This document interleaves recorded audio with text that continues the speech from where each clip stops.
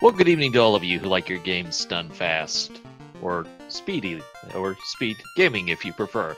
Hi everybody, I'm Trenton along with Maya tonight, and we're excited for some Final Fantasy I Randomizer to be on the air here. A little bit of a change of plans from what you may have been expecting. We were hoping to kick off the tiebreaker of the League Championship Series. However, that is not going to be able to happen tonight because we are a runner down. Wishing you a quick recovery, Artea. He wasn't able to join us tonight. But Edgeworth and Sforzando are joining two of our league leaders right now, Minochi and Tristal. This is going to be an exhibition of the proposed flags for the upcoming tournaments. So you get a chance to see what this is going to look like. They have a forced white mage tonight, and we'll see what insanity ensues from there. What do you think, Maya? Well, I'm thinking that we're going to have quite an education in what the spring tournament is going to look like. I know that there are several map changes that have been made to the overworld, and we'll point those out as we go through the, especially the beginning part of this race. Also, some of our non-player characters who give you normal items, like Sarah gives you the loot, for example, well, that's all been randomized as well.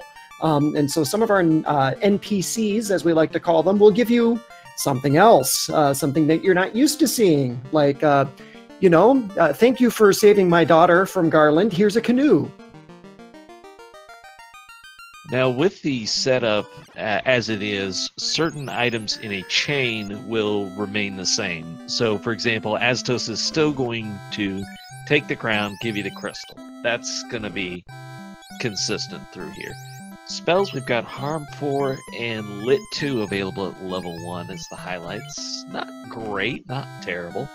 Yeah, a little bit of AoE. Yeah, I always like to see Lit 2 right off the bat because that means that the wizards down in Marsh Cave, if we have to go visit them, are not going to be as scary as they could be. And Harm 4 is really nice for clearing out packs of undead, and for me that immediately puts a Zombol pop grind on the table up at the Peninsula of Power as a possibility. I do see questions in chat as to what version we're running off of here. This is version 2.1.0 beta, which we do believe will be live in time for the spring tournament to start, which will be starting in late May. And I see our master at arms there, Zardia, in the chat, who can share a little bit of information with you all as far as planning on that goes as you watch the randomizer. All right, so we've already seen one of these elements of the item shuffle in play here. The cube was for sale, and that means it's replacing the bottle as the shop purchase item. It's obviously going to be required, but now they know where it is right off the bat. And as you watch Edgeworth, for example, in the upper left-hand corner of your screen, run up to the Temple of Fiends Revisited, any experts of Final Fantasy might notice that a little hole has been blown in the mountains there. That's one of the map changes that have been made for this version of the randomizer, and now you can walk over to the Dwarf Cave and visit your friendly dwarves to see what they have available for you right at the beginning. And that could easily be a required trip. It might be that that's where TNT is, and you don't have access to a boat, and you've got to go do that. Well, TNT wouldn't be the thing you find, but Floater could be over there.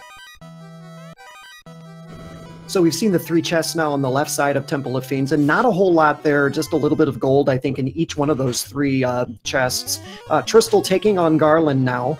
You'll be able to knock down Garland and rescue Princess Sarah, assuming that he doesn't scorch you to death, and then we'll see what Sarah gives our runners today.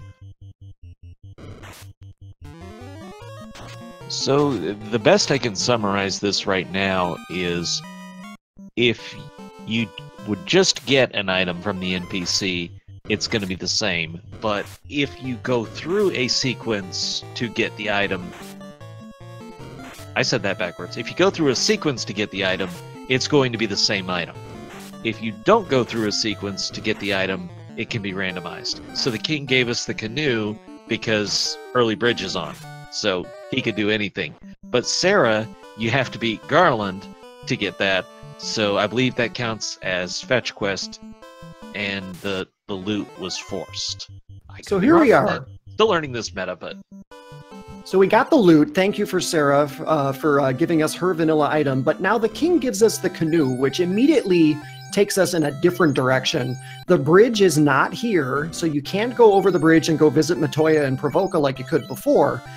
But with the mountains opened up, you can head west from here, which means that we're going to be seeing our runners routing westward to Dwarf Cave first to check them out, and then quite possibly south across the canal that's normally blown up so the ship can get through. And we're going to watch our runners probably go visit Astos and Elfland much earlier than normal, and they're going to walk there. Yeah, I read my flags wrong, so early bridge was off, and they'll have to take the Dwarf Cave route. You see the upper left. Hopefully everybody is aware that that's a thing, because not all of these runners have actually practiced with these map edits on yet. You saw Edgeworth there try to go look for the bridge, and then lo and behold, it's not there. So here goes Edgeworth, Westworth across the mountains to go visit the dwarves. Oh, and Nit's pointing out, this is one of the interesting things we discovered because of Randomizer, because why wouldn't this be a thing? When they step on the canal tile where there is land right now, it's actually going to show the credits. And here it is for Tristal's side. Of course, we have a lot of our devs in chat today, Nits and some of the other devs there that are watching like proud parents. Here's the canal credits, for example. And then that allows you, with that canoe, as you see Tristal doing, to go ahead and head right past Northwest Castle, make a beeline for Elfland. So we're not going to know what's in those level 2 magic shops for a little bit here. We're going to find out level 3 and 4 first. That's a worthwhile exchange. 2 levels instead of 1. It does mean they can't get to Pop, though. They cannot get to that Peninsula powered, and it makes... actually, at this point, we already know Marsh Cave's required.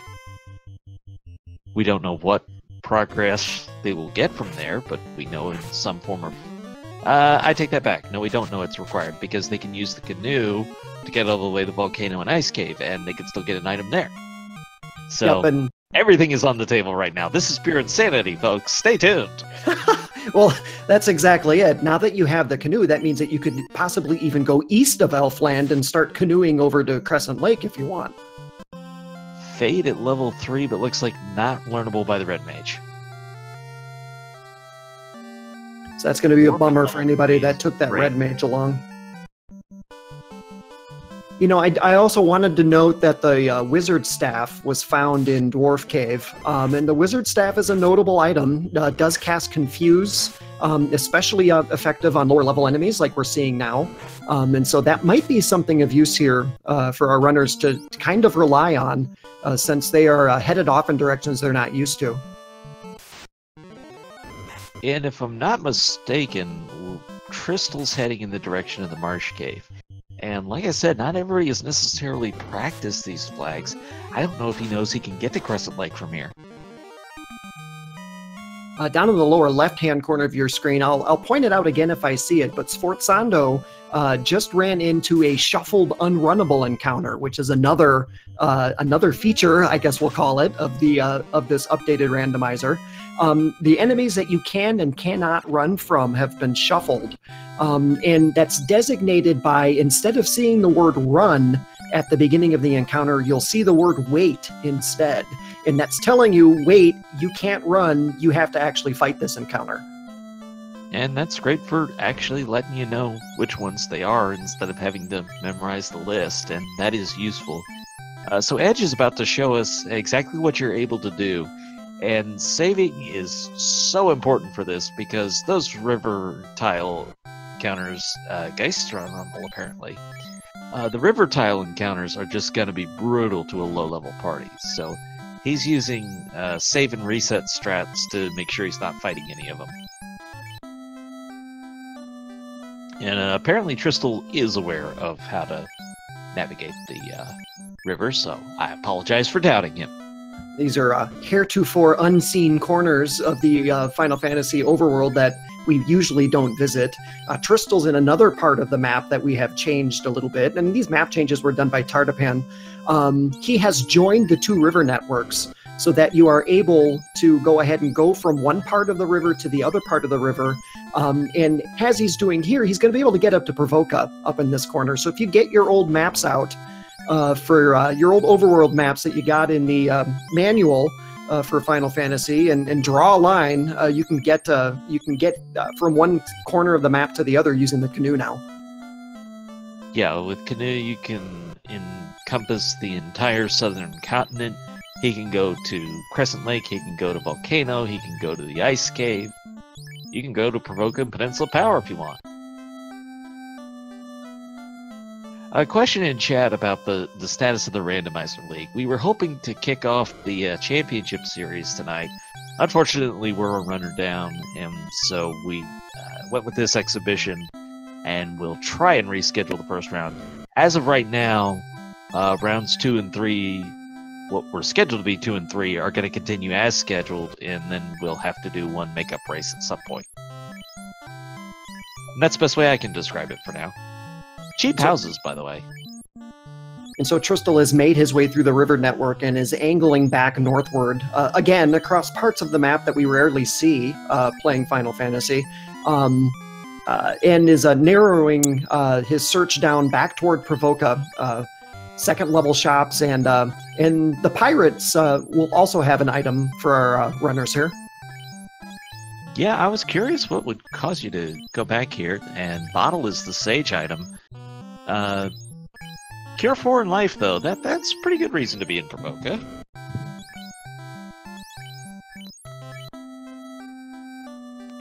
So here's our chance for unsafe pirates for the day.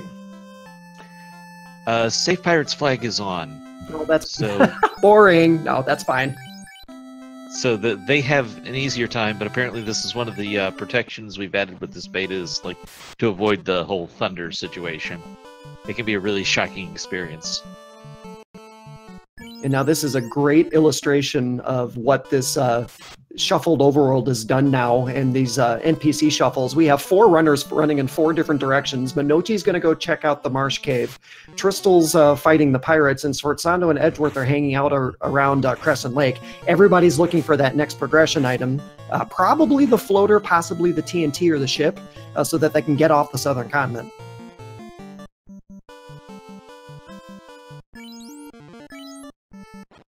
All right, Tristal's past the pirates, and he gets the rod, which would let you do the Earth Cave.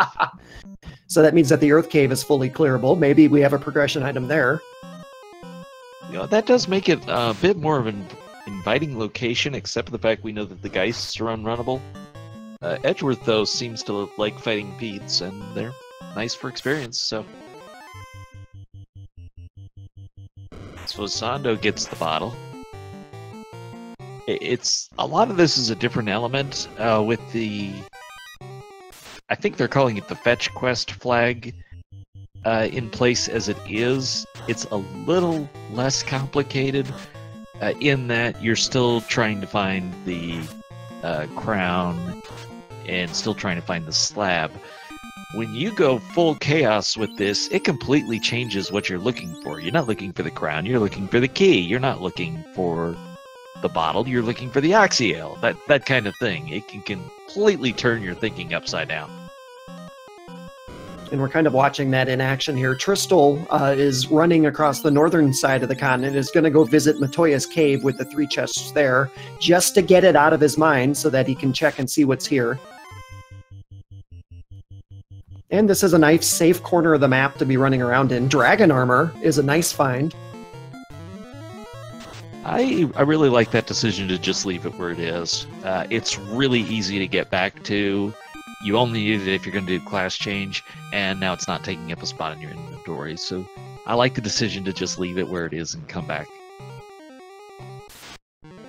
Tristal has taken the long walk around and has reached the Peninsula of Power. That's where these Harm 4 spells will come in handy. Of course, he finds a Tyro. What's not handy is Scums being unrunnable in the Marsh Cave, as Minochi finds out.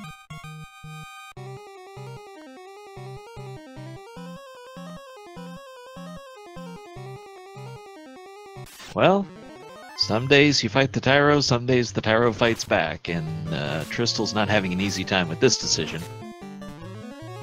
But he gets through it. Gains a couple of levels apiece for each of his party members. Minochi, meanwhile, gets out of the top side of Marsh Cave. We'll see whether or not he decides to dive down to the bottom side now and risk the unrunnable Scums.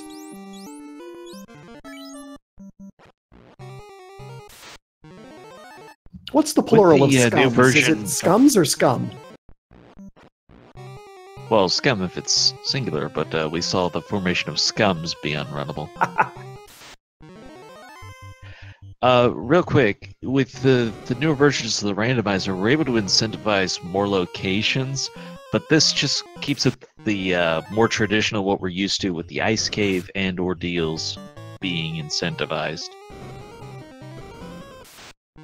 Tail is in the incentive pool, but I believe otherwise we're just in the quest items. Quest items plus tail in the incentive pool. So that puts a lot more importance on those locations. Opal Bracelet is a great find for Minochi. Yeah, that's wonderful. And Edgeworth, also tracking toward a whole bunch of treasure here, has gone to the volcano 14 minutes into his seed. Let's see if he finds anything interesting. He's the first runner here, and that's always a good advantage. Bridge is not the most useful thing to find here, though. Carrie decided to take a bridge.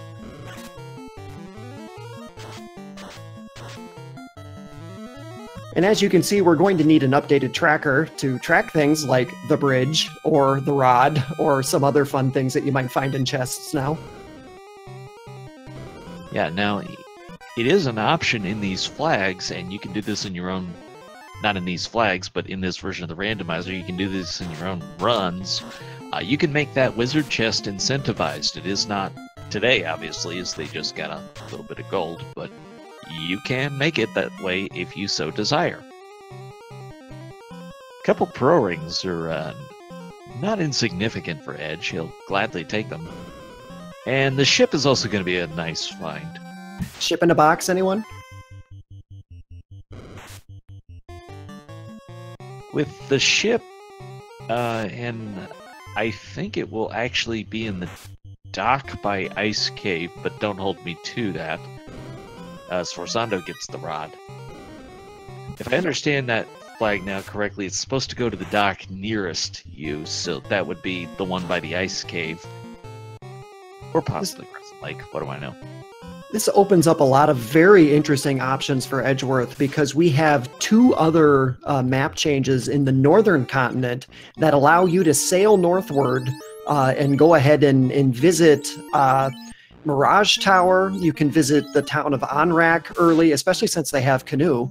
And so we'll have to see whether or not Edgeworth takes the advantage of that. I know that Nits, and I see some of the other regulars in the chat are here. They might be able to link to those map changes so that they can show exactly what the map changes are and a little bit of how the progression might have changed. The biggest thing to note is that the Ordeals pillars will still be in play, so they'll be shuffled and they're not the vanilla, just take the one every time. But with it being incentivized, there's still an advantage to doing that. And what I was going to finish this thought on Edgeworth, because he has the ship, he is able to go to Ordeals now.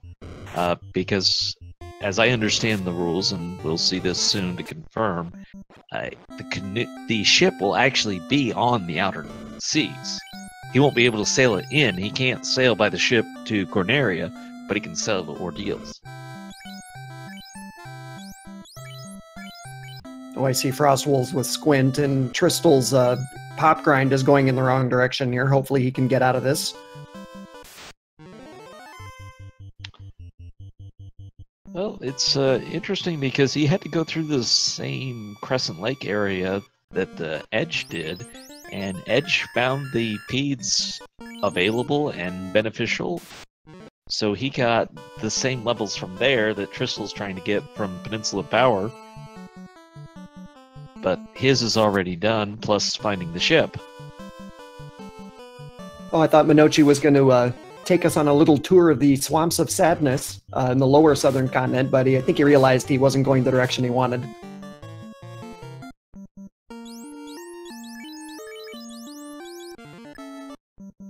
So Sforzando looks like he's going to go ahead into Ice Cave.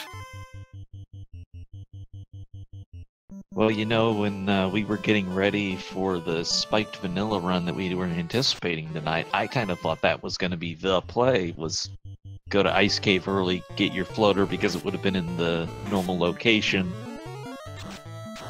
and get the airship rather than doing the other dungeons first. So. I cannot think of preparation that it would be less useful than trying to look at vanilla Final Fantasy for this run this evening. Best laid plans.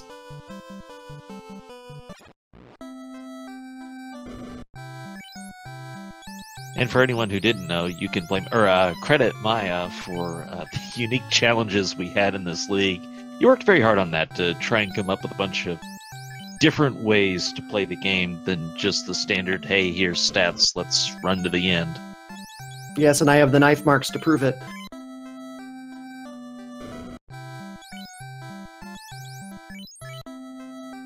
Alright, so Edge is continuing to work through this volcano. Hadn't seen anything else jump out other than the ship so far. Found some mobile gear, which is probably going to be sold more than used. As Minochi's able to get his bottle now. And I didn't see him pick up anything out of Marsh Cave that made that dive worthwhile. So in one way or another, we've pretty much found everything of interest except for the floater. And the floater is going to be required. It's required in every seed. For this seed, you will need to get to Gaia at some point so that you can go find out what the fairy has for you, which will be the Oxy Ale. So we are on the hunt for the floater here, which means that Sforzando might be in the correct direction because we do have two incentivized locations this evening. Ice Cave is one and Ordeals is the other. So chances are the floater's hiding in either one of them.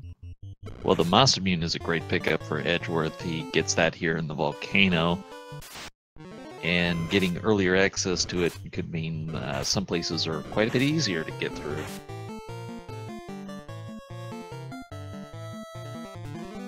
So with the ship, you could still potentially get to Ordeals, and that would be an eligible floater location as well as this ice cave.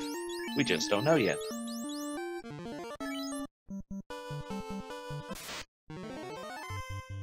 Edgeworth taking a peek at the Agamas here. The experience multiplier tonight is at 2.4, I believe, plus 80 gold per enemy defeated. And so not a huge amount that you're going to get off of a grind.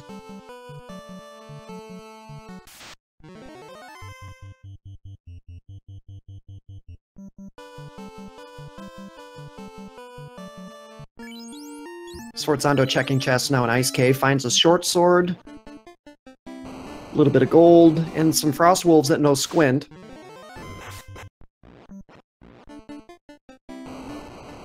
Now it's Minochi's turn to the ice cave, so he'll find, volcano, so he's going to find Masamune and ship in due course of time.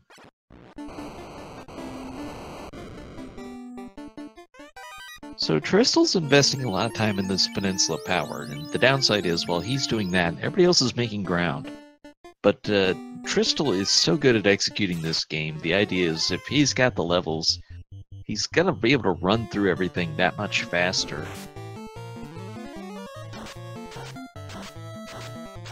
And you can see that AoE speed up on Minochi's side. That's another one of the speed hacks that has been added to this randomizer. Look how fast that magic works.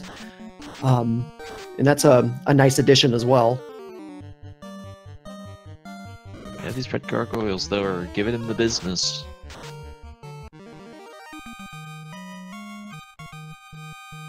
And let's see, we're getting to the end of this ice cave for Sforzando as Edgeworth is heading to Carry.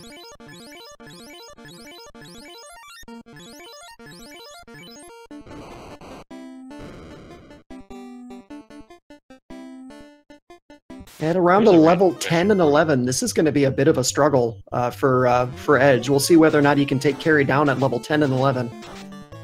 He does have that Masamune. You don't want to take it for granted, but with Nuke and Masa, you feel like if she doesn't one-shot you, you should be okay. Of course, he could use Wizard Staff instead, and then that could make the fight almost trivial. Bye, Carrie. Orb number 1 for Edgeworth. And floater is vanilla. Everybody get out your root beer. So with the floater in Ice Cave, that is pretty much the last of the shuffled NPC items we were looking for. We still have to find the crown. Oh, you're right. We do, don't we? See, I totally forgot about that. Hey, Randomizer will make you reconsider and rethink everything. I had one of these seats practicing NPC Shuffle where it took me, I think, a good 5 minutes to realize I was already in go mode.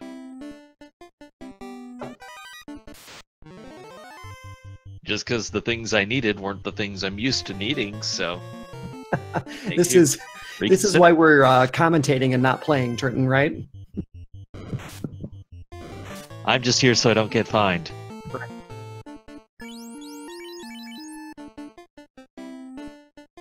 So Edge has some decisions to make here. Ice Cave is incentivized, and so that's a really strong indicator of where he might go next.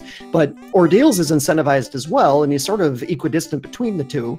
And then Marsh Cave is probably also hiding in the back of his mind at this point. Yeah, I don't think that's going to be too much of a thought. We got the... Where was the rod? The pirates... Bick the pirate gives the rod. Okay. So that's the other big thing he could think of would be Provoca. With the ship, he and Minochi are the only ones who could actually get to the Earth Cave right now. Although he may not even realize he has access to the ship. And Edgeworth is realizing now that this canoe swim is a faster way to get to Ice Cave than it is to walk out and go get the ship, which was the vanilla way to go.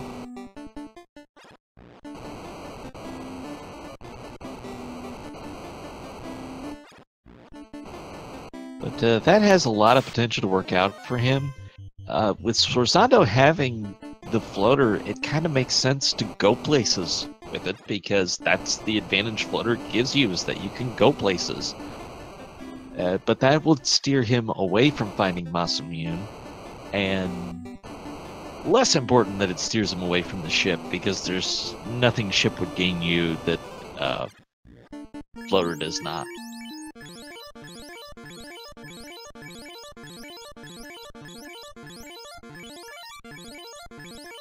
Of course, with the early nuke and fade, it's less of a concern early on. Later in the game, it's particularly the final bosses when you'd really want to have Masa. So we watch Edgeworth sail into Ice Cave, high-fiving Sforzando, who's sailing out of Ice Cave, and we'll find out where Sforzando's going to go next. Well, looks like Tristal is finished with what he was working on, and now is he going ice or volcano? I'm not even sure. I'm gonna have to learn to recognize the map differently now.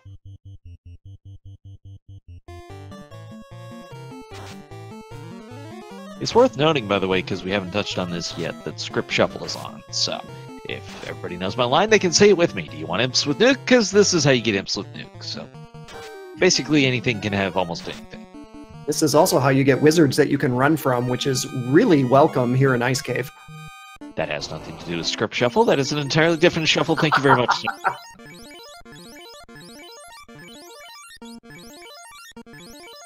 But yeah, that's one of the new features, and one of the things they realized as soon as they did that is you had to have some indication as to when a fight was unrunnable and when it wasn't. So came up with a great option that it'll tell you you can either run or you can wait if you're not able to run.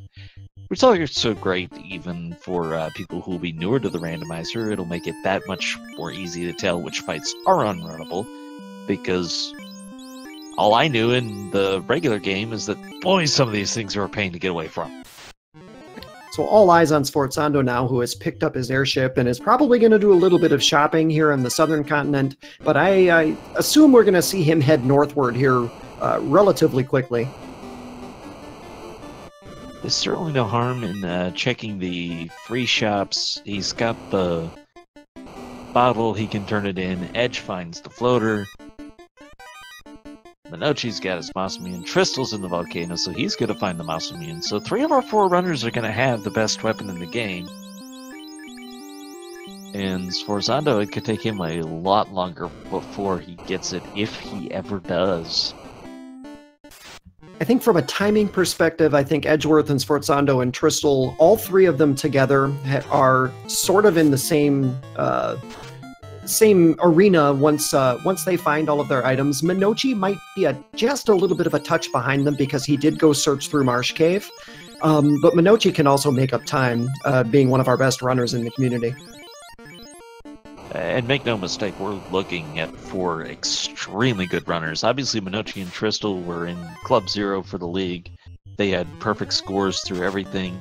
Sforzando came into the league, I would say, as a newer runner, but acquitted himself very well and put up a couple wins in there. So it's been great to have him grow in the community and also become one of our commentators who's done a lot of this.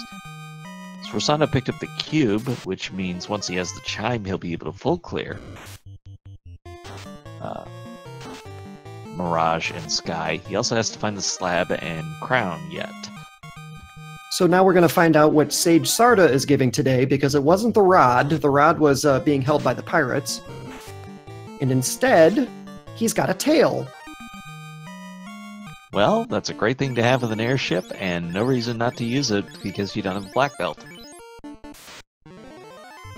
This is a good time to mention there is a new flag that will make Ruby required in order to access these 4 chests. It just moves the Titan over so that he's blocking this in both directions. That obviously not enabled or he couldn't go in here, but that is, again, an option you can set for your own runs.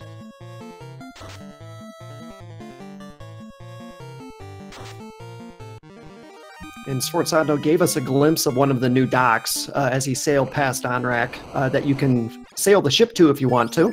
Finds the Sunsword as well. Sunsword is a nice pickup.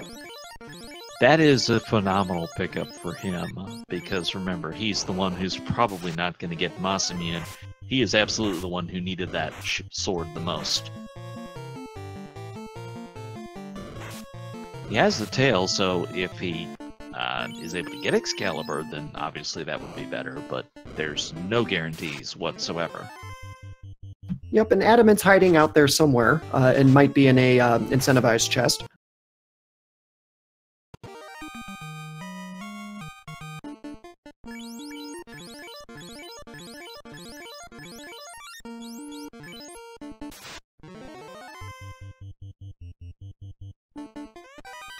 Minochi takes a peek at the Red Dragon chest, doesn't see anything there of interest other than about 6,000 gold, and now it's his turn to go ahead and chance the carry gauntlet.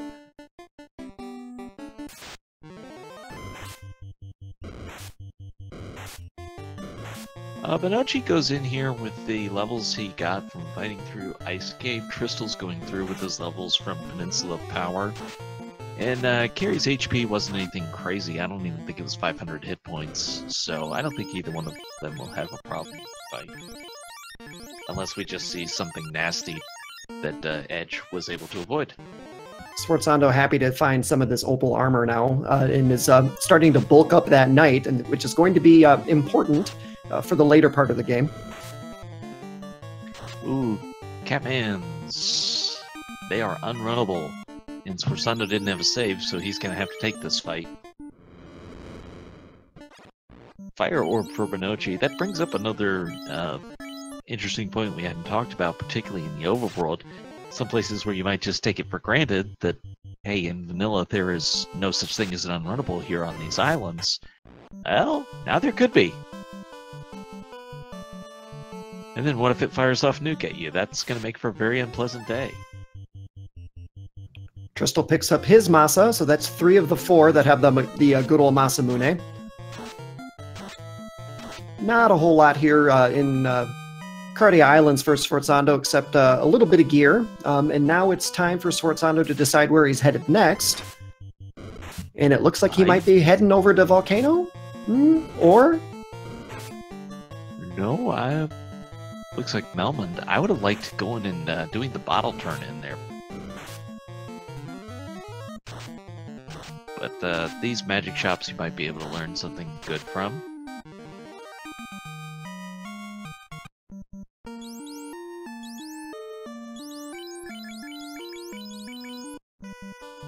So, importantly, we still have two major items to find. We must find the crown, we must find the slab.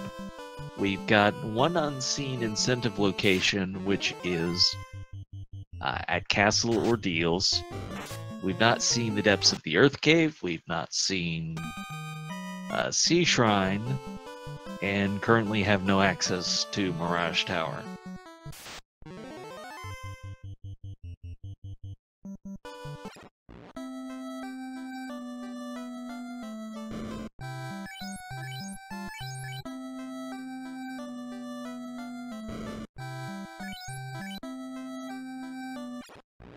So now it looks like we're going to head over to Gaia and trade in that bottle, which will make next stop quite possibly the Northwest continent with both Onrak, the Waterfall, and the Sea Shrine up next for Sforzando. I'm a little confused about Minochi's routing because I don't know what he's doing back in Elfland.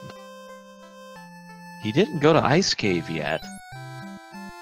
And he doesn't have the ship here, so he can't sail to Ordeals from here. Unless I missed the ship on the Overworld if it hadn't loaded yet or something. I also don't believe he's been to Provoca yet, and so he wouldn't have the rod, and so he's not over in this direction for any of those reasons either. Well, couldn't get to the Earth Cave from here. You wouldn't need the ship for that.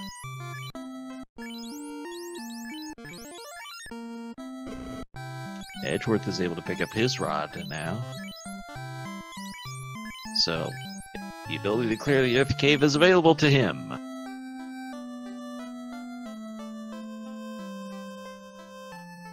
Question, what was with the 9 random pirate fight? Well, they weren't random, that was the normal location for it. It just gave him a different item. And in today's seed, that is the rod. The ship is actually in a box at the volcano, so Sforzando is the only runner to not have it right now. He's just got the airship instead. Shubinator, you're watching the next version of the Final Fantasy Randomizer coming out in advance of our spring tournament, where some of the NPC items that you're normally used to getting have been shuffled. And so you can find ships in a box, you can find princesses that give you canoes, all sorts of fun stuff. And that begs the follow-up question of how do you get to the volcano? The river system actually connects from Elfland to Crescent Lake, and then obviously Crescent Lake to Volcano. So as long as you have the canoe, which the king was happy to hand over to our runners, they were able to get there, which was required. So Minochi has run all the way back now to Caneria, so that he can get over the bridge to go to Provoca that way, maybe? Could be? I wonder if he thinks that the ship is at the Vanilla Dock. Oh, he's going to be an unhappy man. He can look at Matoya's treasures as well, so maybe he thinks he's overlooked something there. Again, I don't know how much Minochi has played with either NPC Shuffle or the alpha and beta versions that have been around. Sforzando is working through Ordeals, so we have to keep an eye on that. But yeah, this is a very different experience. So, to kind of put this in context, Tristal is just obviously one of the very best runners. Minochi is obviously just one of the best runners. I don't want to sell Edgeworth short, but he has not been playing as much lately as they have. But still, he's extremely good. So, if you wanted an underdog out of this field, which is a bit of a misnomer to begin with, but Sforzando would have been considered an underdog. However, he's played more of this style than the rest of them. So, just because it lines up that way, he probably has a little better sense of where to go and what he's able to do. Yeah, I think you're absolutely right. I think he has probably played more of these version 2.0 seeds than the other 3 combined, and you can see that really playing out here in this seed. Yeah, he took the airship in a good direction. He is going to the other incentivized locations, so he's still got a chance to get one of the 2 items he needs. And with Tail off the table already, it starts to look pretty compelling that one of those 2 items is going to be here. Minochi, continuing his grand tour of the southern continent, has reached Provoca and is picking up some of his level 2 black magic, and will go fight the pirates next. I think I just realized what's going on Minochi's side. I don't think he knew that volcano and ice connected by river, as it does now. There is the crown. So I think what's going on with Minochi is he's going to do the pirates, and then I bet you he will walk south and go over to the ice cave from here.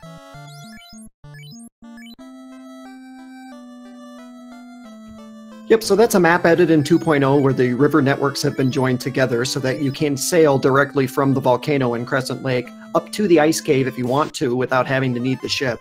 Now with Sforzando finding the crown, he is getting pretty close to go mode. We're a slab away, and there are several places that slab could be hiding. It's very true. Now, he hasn't gotten the first orb that the rest of the runners have, but he's also going to be able to get the Mystic Key, which is often an advantage in finding items. And we also are going to want ribbons, so that's a big difference. Edgeworth, by the way, is now getting into castle ordeals, so he's done a good job of being hot on Sforzando's heels.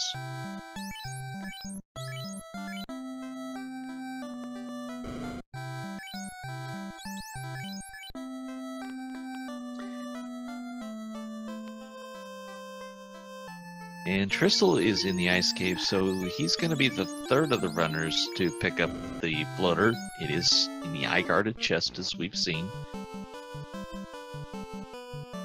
So that sort of narrows down the places where the slab could be hiding. We have seen a full clear of marsh, thanks to Minochi. I think it was a full clear, was it? It was not. He didn't have the Mystic Key. Okay, so we still have the keys. He's not going to go chance that just yet. So the slab could be hiding in one of the key-locked chests here in the Overworld or in key-locked marsh. We have not plumbed the depths of the Earth Cave yet. We have not been to Sea Shrine yet. I also don't think we've been to the waterfall. And so there are several places that the last progression item could be hiding. And there's a whole ample amount of time for our other runners to catch up to Sforzando here. Yeah, but that robot looks like a pretty compelling target right now.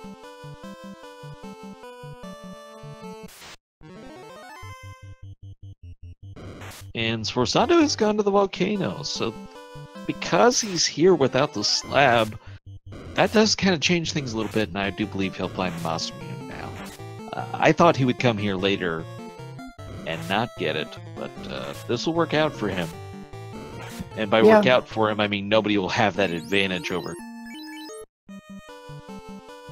On the flip side for Sforzando, we know that he will probably full clear this dungeon because he is looking for the slab, and so he is going to give a little bit of his time back in the advantage that he has over the other 3 runners. Finds the bridge now. For all the good that'll do you. And the Geists are just alarming this seed. They're unrunnable, and they have all sorts of evil things on them. And Sforzando also finds the ship that he doesn't need.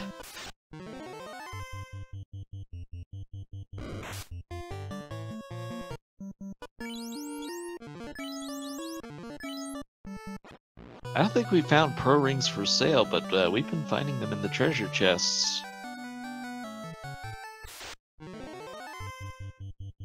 By the way, another feature in the beta version right now that's not live in this seed, but it is a fun one to play with, certainly, is random shop items. And with random shop items, it doesn't just mean shuffled like we have now, but you can find all sorts of stuff, like, for example, Masamune could be for sale, or ribbons, and that's a lot of fun to do once in a while. Tristal got his floater. How many times is he going to fight this eye for experience? You know, interestingly, I'm just remembering now that Sforzando, with the floater, did not go to check the caravan, which is another place that interesting things could be hiding. Although I think we found the cube in a shop already. Does that mean then that we cannot find another incentivized item in the caravan? Right. There's only the one quest item for sale. It takes the place of the bottle. So that was the cube back at Corneria. Okay, so the caravan's not hiding in a slab then. No, it could still sell you stuff, but actually I don't even think it'll be there now. I think once you use the bottle, there's no longer a caravan.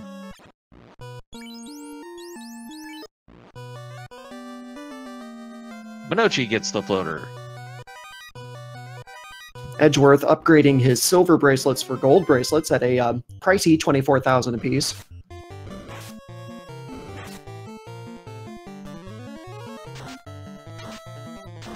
That'd be the other interesting thing when we run the spiked vanilla is you're probably gonna save up your money and buy the gold bracelets, and that'll be your primary armor for much of the game. Well, for much of the end game.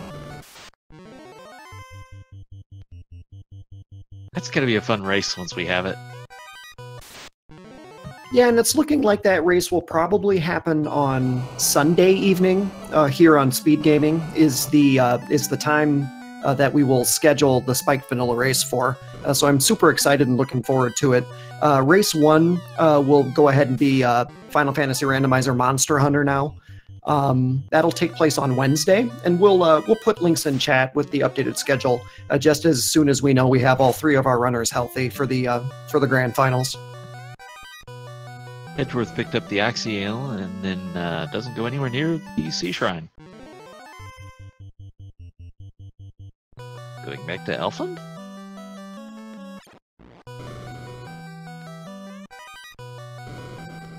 Oh, he's got the crown, so he's going to start that quest, which makes perfect sense. Yeah, this does make a lot of sense. So this part of the quest chain is still vanilla. Astos will always give you the crystal. Matoya will always give you the herb, so that the Elfland Prince can give you an item.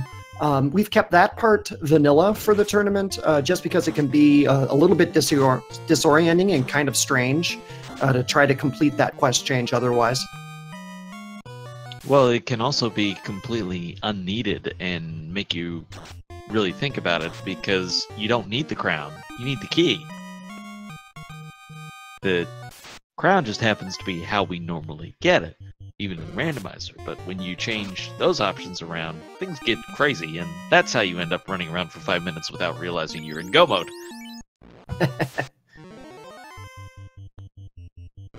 As someone here may or may not have done. Once or twice.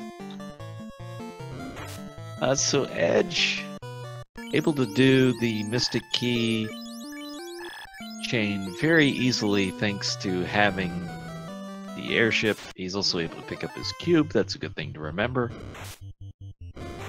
Also, if you did class change, then you'd want to grab the spells while you're there. Because a knight who can bring everybody back to life with Gear 4 is quite useful.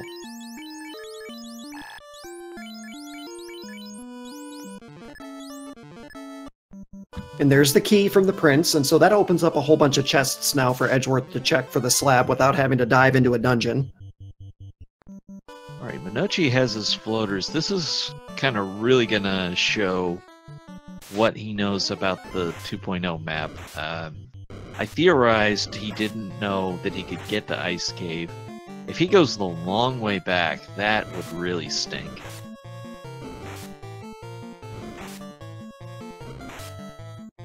Ooh, Tristal running into a pack of Brack Cobras, but was able to run first and gets away.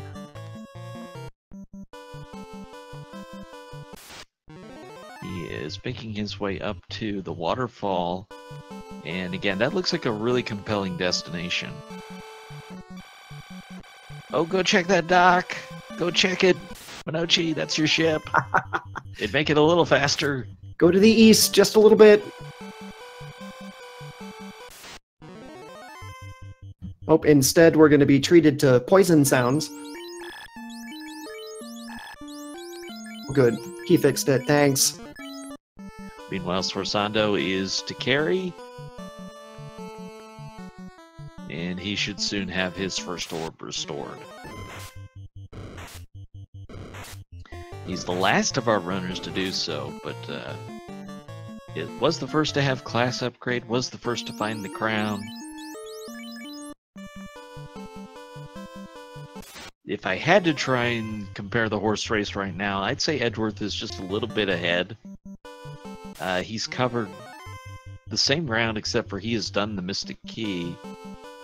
And here he is in the waterfall. Sforzando will still have to do that, then he'll probably go to the waterfall. Mud goals with Stone Touch. Comment in chat that Edgeworth has the Mystic Key, but didn't check the key chest yet. That is interesting, but with this robot location, let's call it incentivized, even though it's not necessarily the same, but it's still an NPC item, and there's not that many left to be available. So the robot play makes a lot of sense.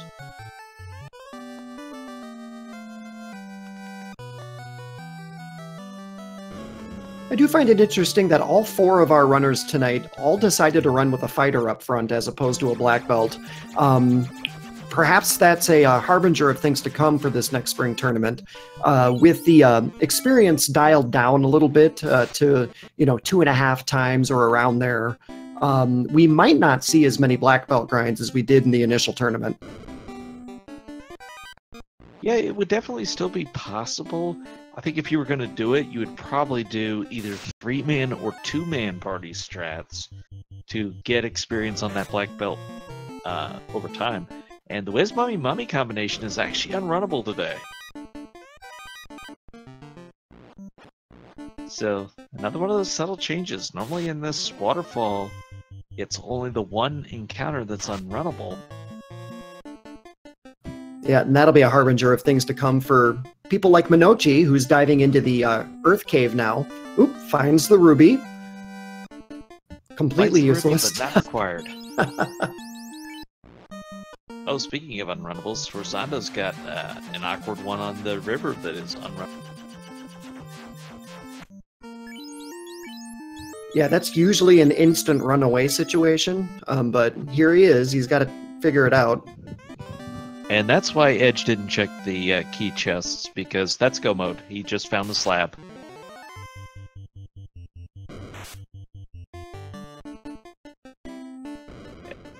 It's everything that he must find. There's other things he will want to find, in particular ribbons. So we'll still see him check treasure chests, but now he can pretty much go where he wants to. And that's another very large change that we're going to have to deal with in this tournament. In the previous tournament, one of the ribbons was always in an incentivized location, or it was in the incentivized pool, I should say, and quite possibly found at one of the incentivized chests. In this version that we're running with this spring right now, none of the ribbons are incentivized, and so you're going to have to find them in regular old chests, which might mean some real digging in order to find those really critical pieces of armor. With Sforzando here in the waterfall, we kind of see him get in there between 1 to 2 minutes after Edgeworth did, but the big difference is Edgeworth also got the Mystic Key. That is something that Sforzando will have to do, and even if it only takes you a minute to go through all that, it's still that extra minute that Edgeworth has already completed. Yep, and so from the chaos, so to speak, of the initial seed here, we're watching Edgeworth now sort of settle into more of a regular randomized experience that you might be used to. In a regular Final Fantasy experience, you got to take out the 3 remaining fiends, go ahead and get yourself situated with weapons and armor for the final dive down to Temple of Fiends Revisited. And, sea trolls and lobsters are unrunnable today. Oh, this could make for An interesting experience in Temple of Fiends Revisited. Lobsters hitting 3 times for about 130 damage. You are going to see them here. You're definitely going to see them in Temple of Fiends Revisited. We'll have to watch and see what the waters look like, and also whether they're runnable or not. They look like those tornado things with a blue tint to them. Thank you. But yeah, this is also going to make it a non-trivial dive through the sea shrine, which, by the way, going through it in go mode is a rare occurrence, but oh, it feels good. So that 6-pack of lobsters that Edgeworth is with right now is runnable, and so it's the sea trolls that are triggering the unrunnable.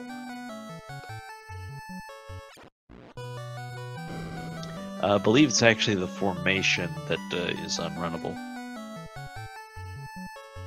So it was the mix between them. If you saw just a sea troll, it wouldn't necessarily be runnable or unrunnable, but it's the mix group itself that is the unrunnable encounter.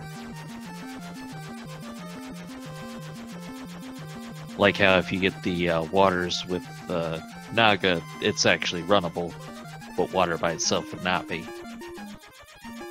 Got it.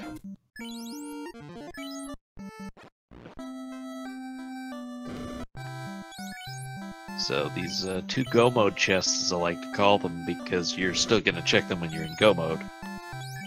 Flame armor is, well, when you've already got Opal, it's just money if you needed it for anything.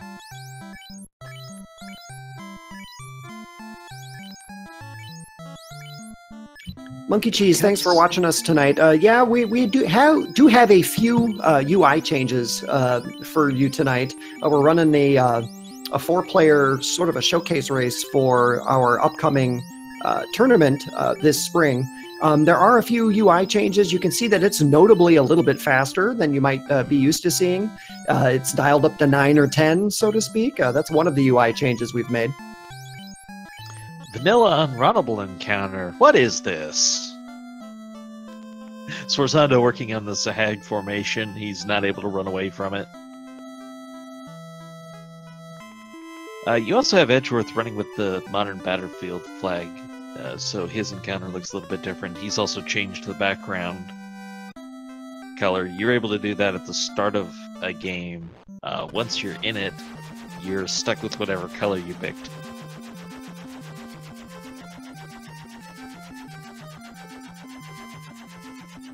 Well, that's a welcome sight. Water's striking first, but only hitting for 1 damage. Well, if they're going to hit that soft, you might want to test them out and see how hard they are to kill.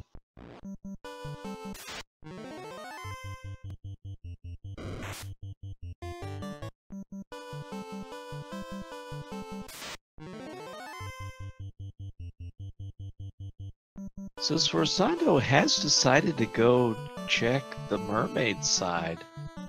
He's in go mode, so this is an interesting dive.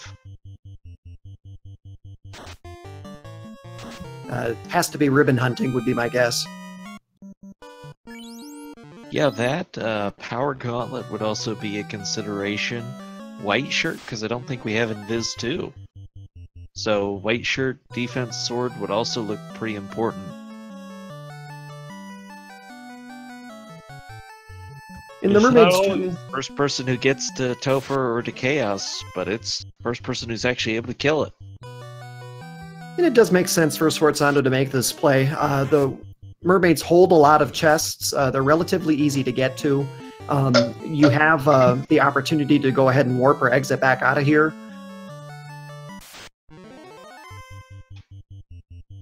You know, we're almost to the 1 hour mark, so why don't I go ahead and run through real fast the items as we've seen them. The Kindly King, the Good King, the Corneria King. He was nice enough to give us the canoe, as we just located the Power Gauntlet here in Sea Shrine, which I'm going to add to my list as I go.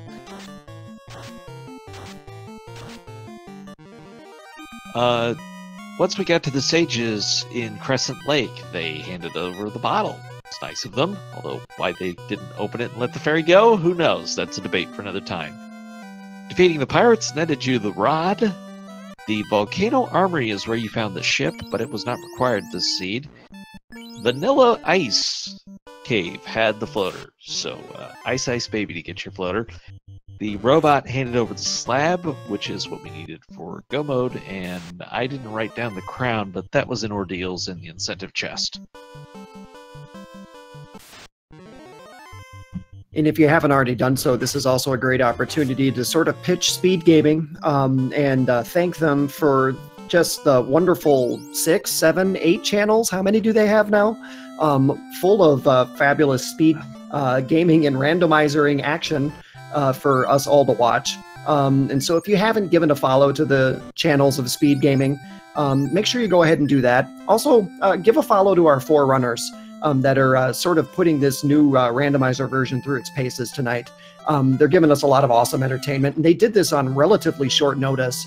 And some of them haven't run this version of the randomizer before. Tristel's a newbie for the first time, fresh to the new randomizer experience that is Final Fantasy Randomizer 2.0. So give them all a follow as well. Yeah, but Tristel is showing how good he is. He's right here in the Sea Shrine with everyone else, although no trip to ordeals yet, so he doesn't have the crown. It'll take him a little longer to get through it, but he will do it well.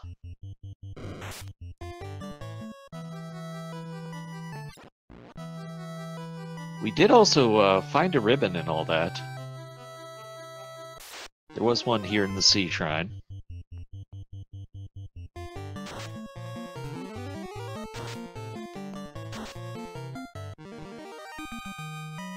It looks like these waters are very much pushovers today. The Kraken is still Kraken, and Edgeworth is meeting the Fiend of Water here and tucks his knight down to the bottom of the party, trying to protect him from Kraken's loving embrace. Check that Mossmune, hit him hard. Oh, we did find defense. I missed that. And 9 hits and 535 damage later, the Red Wizard is down. It was a noble sacrifice. Poor Bill. Okay, looks like defense was in the Sharknado room. Mage Staff, this was a loaded Sea Shrine. Lots of good stuff here. Ooh, Kraken knows Blaze as well, and down goes the Black Wizard.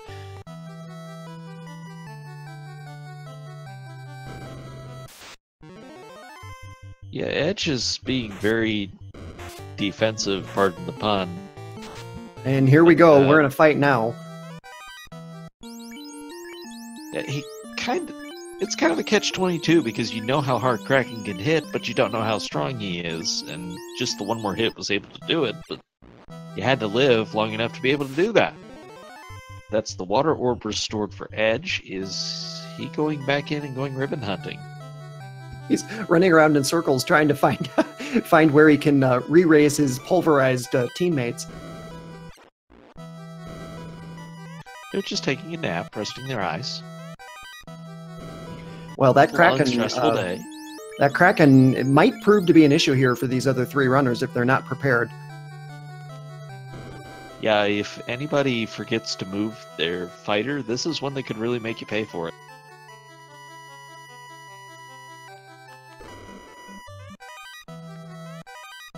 But yeah, again, what we're doing tonight is this is a preview of what we're looking at for the next tournament flags, which is still an open process. So join us in the Discord, share your thoughts.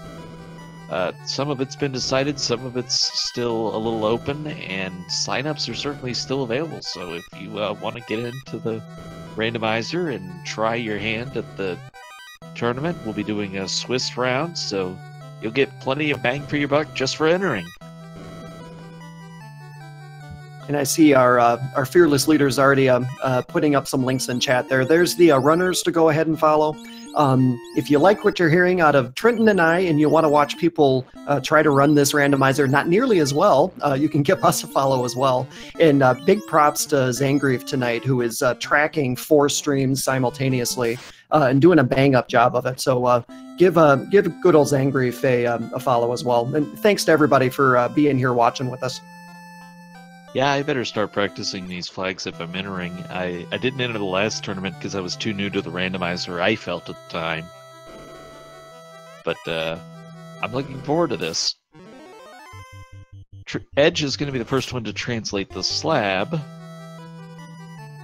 Having the cube already, he's going to be able to full clear Mirage and Sky.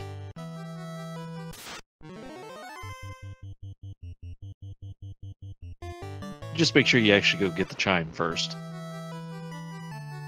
Now we'll have to take a peek at Edgeworth's material here. I'm not sure that he dove to the mermaid side of Sea Shrine and found all the good stuff there, like Sforzando did. He might be a ribbon down. Oh no, or is that in the Sharknado room? He probably would have caught that at least. Sharknado room was the defense sword. Okay, so there is a ribbon out there. Yes, there was one in the Sea Shrine. I don't think Edge got it because it was out of the way, whichever direction it was. And you're watching Edgeworth go ahead and take a trip to life, and you still do have to pick up the chime in this version of the randomizer, and the chime is still sitting here with the Lupa Lupa people. Yeah, the supposedly advanced civilization that just doesn't know how to talk to the rest of the world. It's the inflection of the Lupas that sort of give the meaning to their language.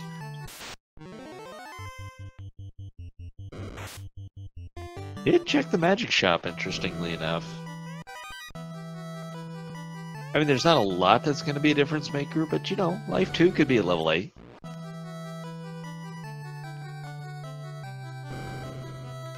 And I gotta tell you, Trenton, for somebody who has taken a break from this randomizer a little bit like Edgeworth, he is back to his old form in no time at all, and is just making mincemeat of this seed.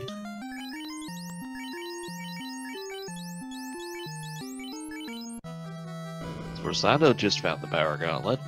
About to get the defense sword as well.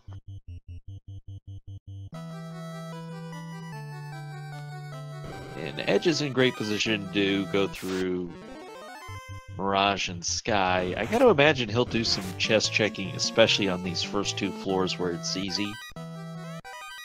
Because he'd very much like to find one or two ribbons. Even if he already has one, he'd like to find another one. Edge remaining true to his Team Tyro roots and not taking down a Tyro encounter.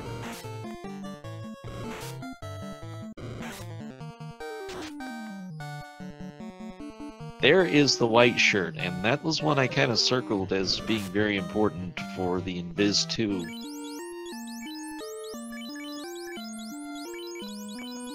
Looks like he's going to put it on his white mage almost immediately. That's it's a really nice pickup for right now. Yeah, with White Wizard, it's probably Gold Bracelet is the only better defensive other than Bracelet. And you know, the Force also status protection, so good double benefit.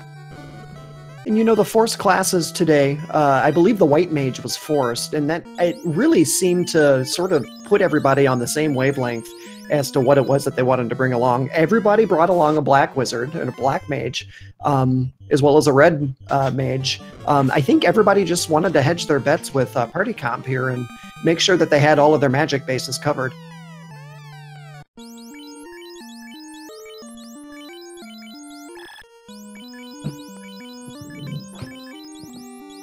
Question in chat, are we thinking of using the NPC Shuffle? In fact, we have NPC Shuffle on tonight as we find out sea snakes have thunder. Tristle's able to get the white shirt. He's here in Mirage Towers, so he's quickly made some progress and clicked off a couple of these dungeons faster than the other runners have. But big difference for him is not having the crown. Minochi doesn't have it either. Edgeworth already has the key. Sforzando's in a similar position that he just needs to do the key chain. And you can see the different thought process evident here from Tristle. Not having the crown, you would have normally checked all of these chests to see what's available here because you're still down an item to go ahead and finish the game. And I don't believe I saw him check the first level chests, did he? Maybe he was waiting to use warp after checking this floor. He's very good at optimizing strats like that I can't even think of fast enough, but sometimes I can look at him and figure out why he did something. Just not always. Sforzando's turn to play with Kraken. Let's see how he does.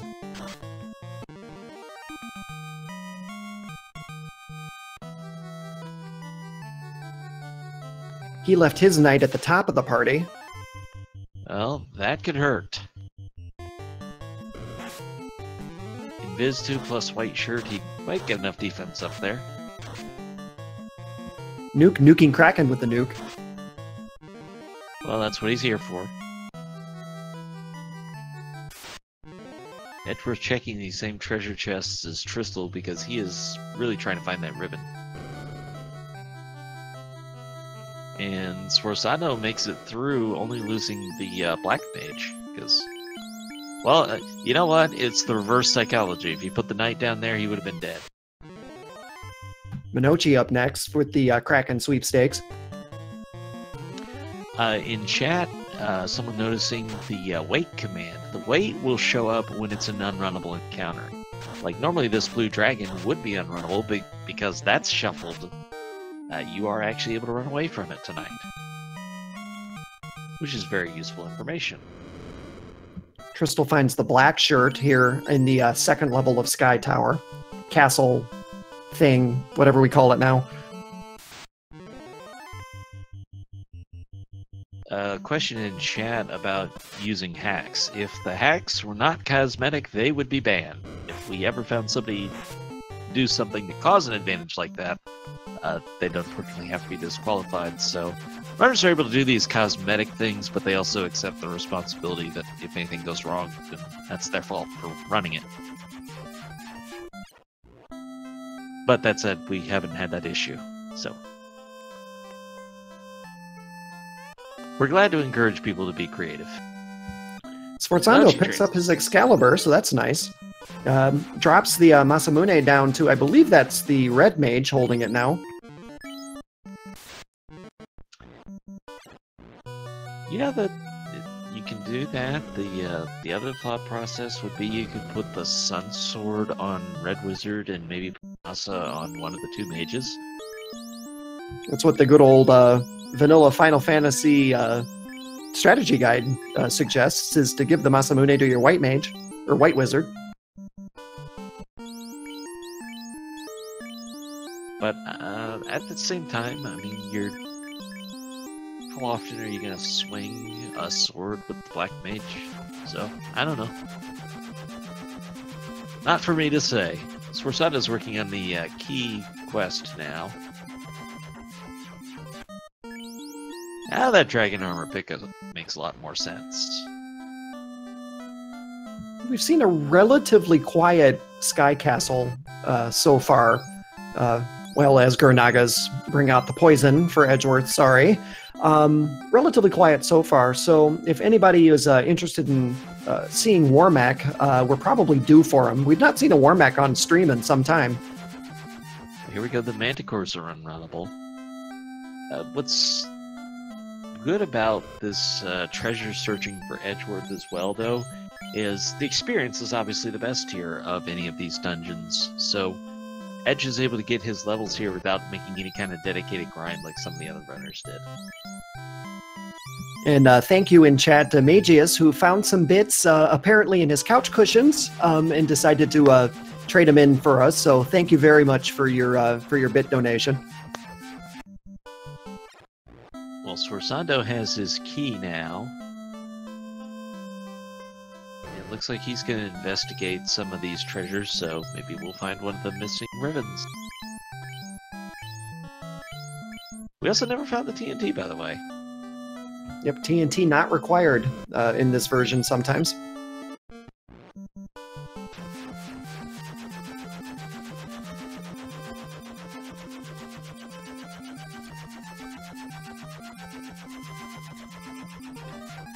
Tristal and Edgeworth being very diligent here in clearing out all 52 chests in these Link dungeons.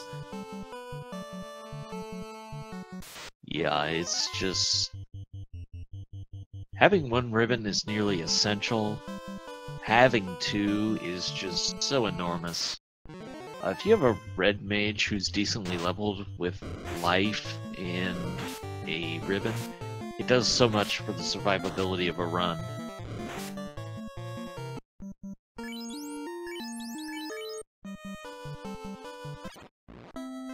Plus, neither one of them is going to mind the levels they're getting out of all this.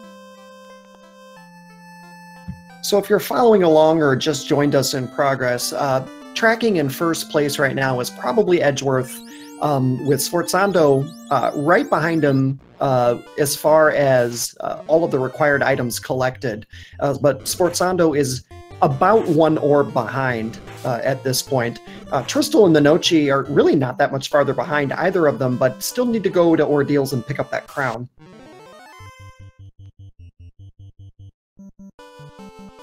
Yeah, that's led to Tristal having to full clear sea and sky.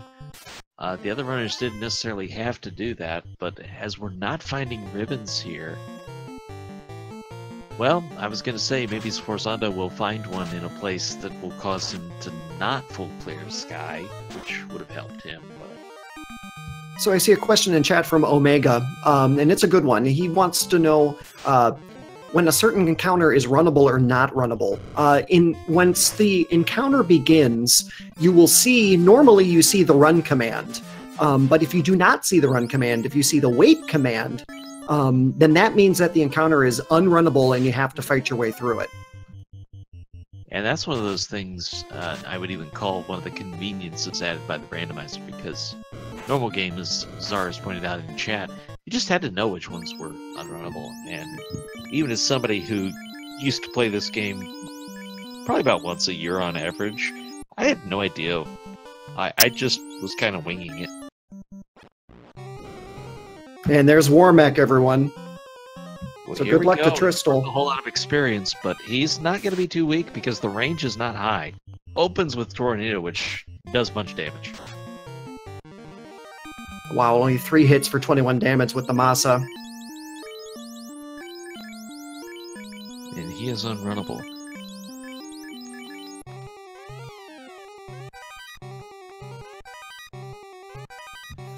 Unrunnable Warmech. Whose idea was this? But there we go, and 3 people get all the experience from that Warmech, so that worked out pretty well for Tristal. Not so much for the exclamation point black or wizard. It's just a minor setback. Honestly, probably worth the exchange, as Edgeworth gets his Orb of Air. He now has to go to the Earth Cave, and how much is he going to search that looking for the ribbon?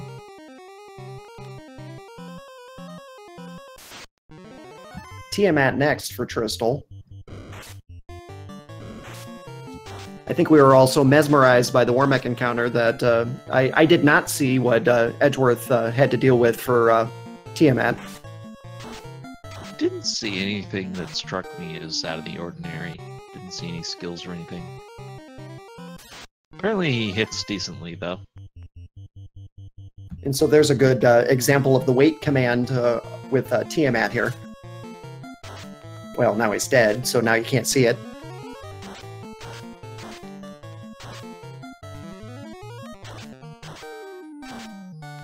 And that is the Orb of Air for Tristal. Is he going to make the play to Ordeals from here while he's still closer and it's a faster dungeon than Earth? Or is he going to go sticking with the required route first? And he should know that it's an incentive item, so that is also going to factor in, and it looks like that's his... Yup, and he will be very happy with this play.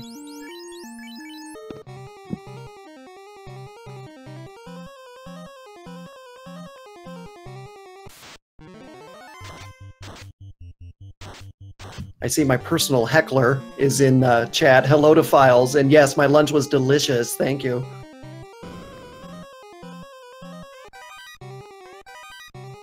Alright, here goes Edgeworth through the Earth Cave. And looks like the Geist Spectre formation's unrunnable.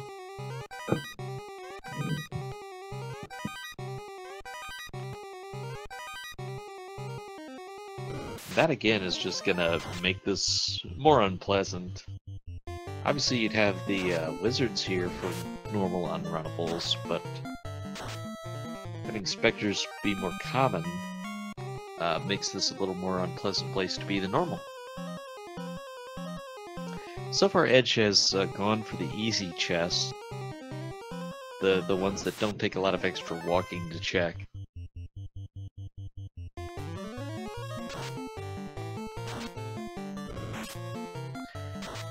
And here we are, an hour and 18 minutes in. Let's just kind of talk about what's going on. We were hoping to start the League Championship tonight, but with the runner down, we went to Plan B here, which involves Sorsando and Edgeworth stepping in. This is a preview of what we're looking at for the tournament flags. So that has involved NPC Shuffle and among some other various flags that we've been discussing throughout the night. Everybody say hello to the vampire. Say hi to the vampire. And, oh look, he's a weight vampire. And as in, vampire. As in, wait, don't hurt me. Oh look, the TNT. We found it. I don't even think that was an incentivized chest tonight. It just happened to be there. Oh look, we still have a spot on the tracker for that though. Yeah, it was not incentivized. That was just random chance.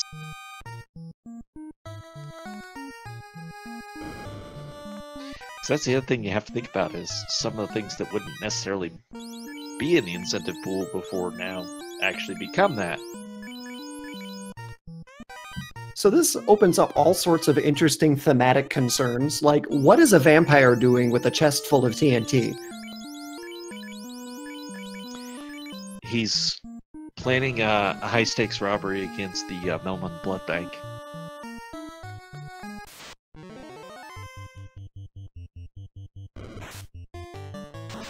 Really? Nothing? I got nothing for you. I have no idea. Okay. Well, still no ribbon as Edgeworth's going for this room, which is a little more awkward to walk to, but it is the highest concentration of treasures in Earth Cave.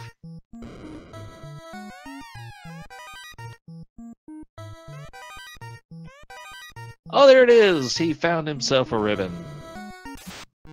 So I think that's all three then. I thought that was only the second one we found. There's one in Sea Shrine. There's one here in Sky Castle. And then did Edge just find the third? Where did you see one in Sky? Yeah, there was one in Sky, second floor of Sky Castle on the lower right-hand side. Tristal picked it up. Okay, I missed that one. So then, yes, we found all three ribbons.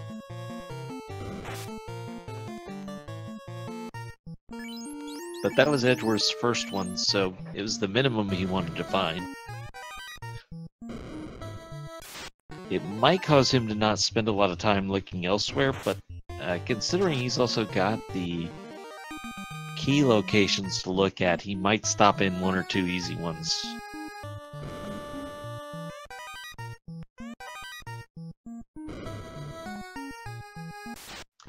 Alright, Sorsando on the Bridge of Destiny. We've already seen Warbeck once tonight. Is it going to happen again?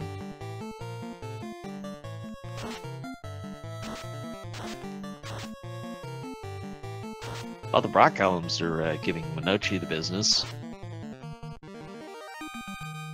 Yep, but his Red Wizard is still up, so he'll be able to bring his party back up to full spec here. Everybody say hi to Lich with Edgeworth. And by Lich. So that's all four orbs for Edgeworth. He is one Temple of Fiends revisited away from putting this seed to rest. Well, it's one thing to get there, and there's that ribbon you talked about. Minochi just picked it up in the vanilla shirt rack room.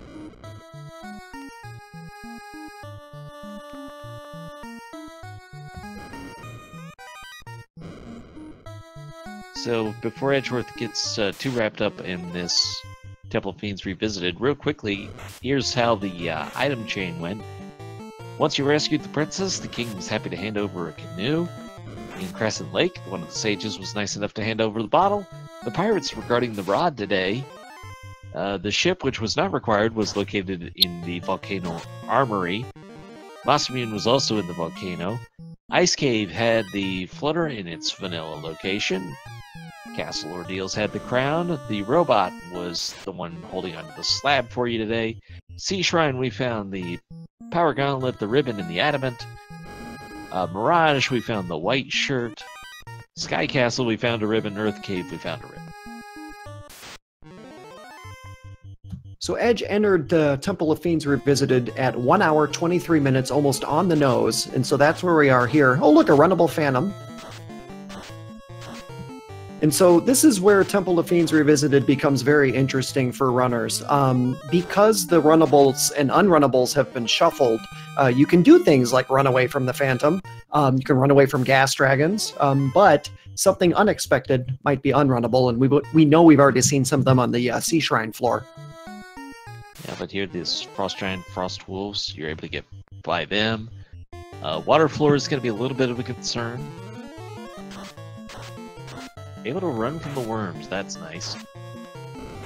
So when you start taking off 2 or 3 of the early floors unrunnables, that starts to make this a lot more pleasant. And it also means you'd feel a lot better about front-loading the encounters if you're trying to do any sort of manipulation there. Earth's runnable today. They have Squint, though, which lots had Squint, it seems like.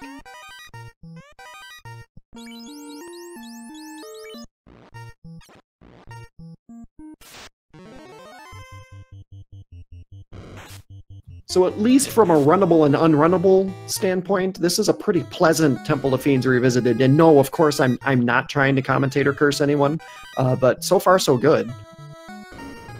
Feel free to use the commentator's curse icon if you got a chat. And remember to send any hate to Itchman Maya. It's totally him, not me. Here we go with Lich.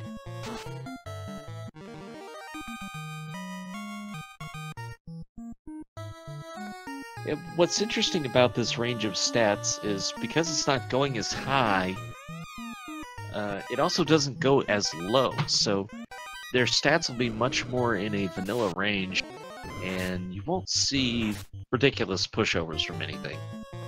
Yeah, and I see Files asking that question in chat. What are the stat scales for this flag set? If I recall correctly, I believe it's set at 67 to 150. That's 67% on the low side, 150 on the high side. Tristal now going ahead and taking on some extra resources. Edgeworth entered at 1 minute 20 or 1 hour 23 minutes. Edgeworth is going to, or Tristal's going to be a little bit closer at about 1 hour 27 minutes, and so we have about a 4-minute difference between our first and second place runner right now. Yeah, and let's not undersell this. Tristal was the last one to get the crown. Well, I guess Minochi hasn't, but Sforzado had the crown before Tristal did. So did Edgeworth, and that's the time that Tristal was able to make up. He gets in there 126.45. It's about 3 minutes, 3.5 minutes. Here comes Carry 2 now.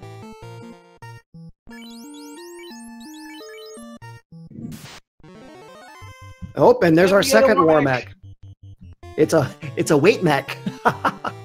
Double your pleasure, double your fun. With double mech lasers. Or something like that.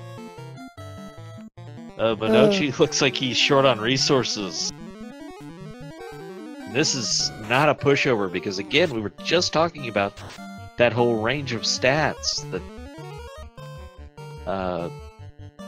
it doesn't go down very far either. And when who was it, Tristal got by this? He did it with spells. Minochi just doesn't have a lot. Oh, bye-bye to Mayo the Red Wizard. He was really well known and loved. He's just taking a nap. Gotta rest up for the big fight ahead. And there we go. Minochi gets by. You know, meanwhile, Edgeworth is dealing with an unrunnable sea troll lobster encounter here.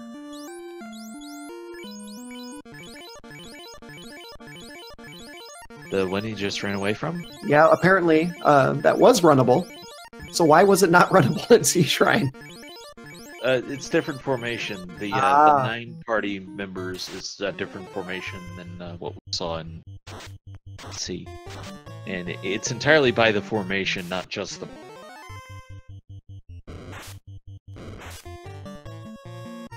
Kraken 2. Kraken 2. Edward did not reform his party for this. He's still got the knight in the first spot. We'll see how that works out. Works out just fine. Worked out beautifully.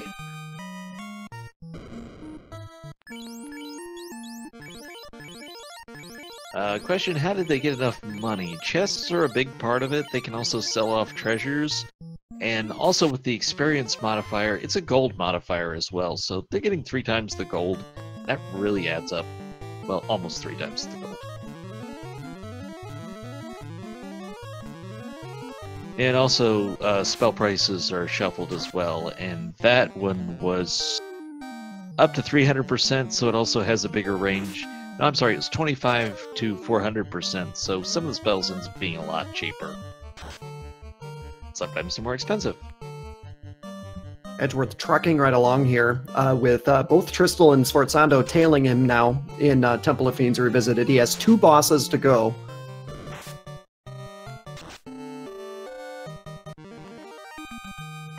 Twin Tiamat's on stream as Minochi kills Tiamat 1. Gets his orb restored. Ooh, stop spell comes out.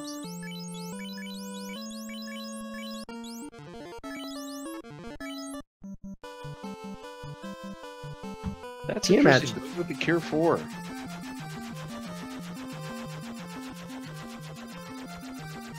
That was strictly to get the fighter back up. That wasn't healing needed.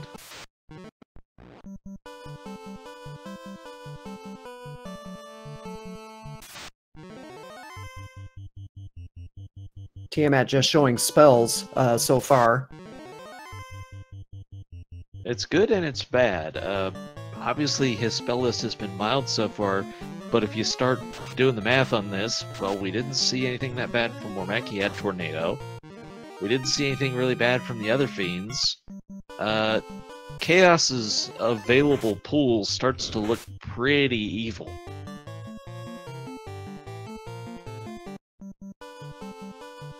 All right, so Edgeworth has a little bit of a run here on the upper right-hand side of this floor to go ahead and get past. And then he is down to the last boss of the game. Yeah, I'm a big advocate of do not take that next step until you heal up, because you're very likely to get an encounter from this floor. And Edgeworth has made it through, and it's now down to 1 boss to go. Good old Chaos. Minochi, meanwhile, is finally in the right place to get his crown. Yeah, party reordering to try and be a little more durable.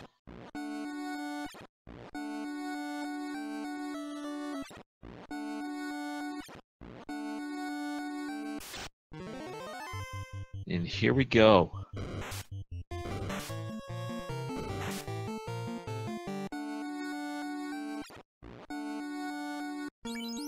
This has ended up being a pretty quick one if you follow the right path. I mean, Edge being here at an hour and a half is very good. So it was 3 hits for 102 damage to start. I do know that he used Fast and layered it on the Red Mage. Now layering it on the Knight as well.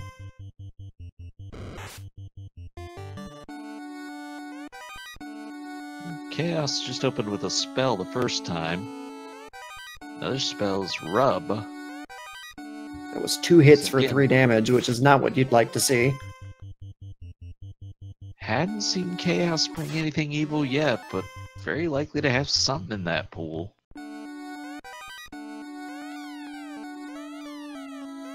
Ooh, a couple really nice nukes here. There's 318. That's a great roll.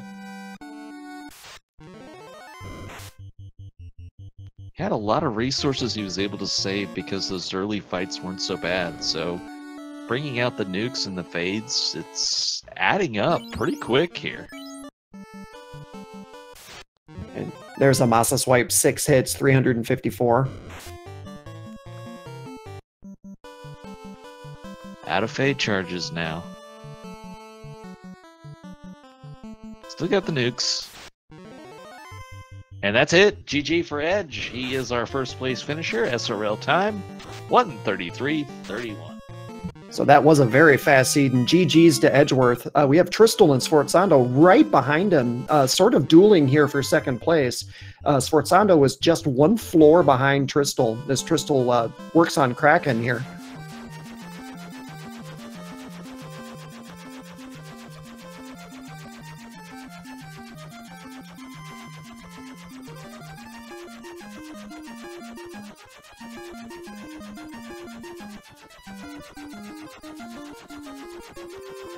So we'll work on getting Edgeworth here into commentary.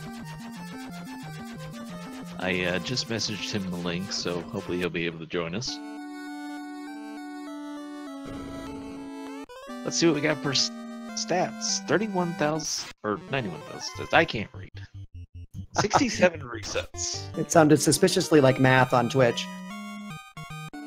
Don't do math while live on Twitch. And that was reading, thank you very much. Only 173 battles. Struck first only 9 times. You can tell that there wasn't a thief in the party.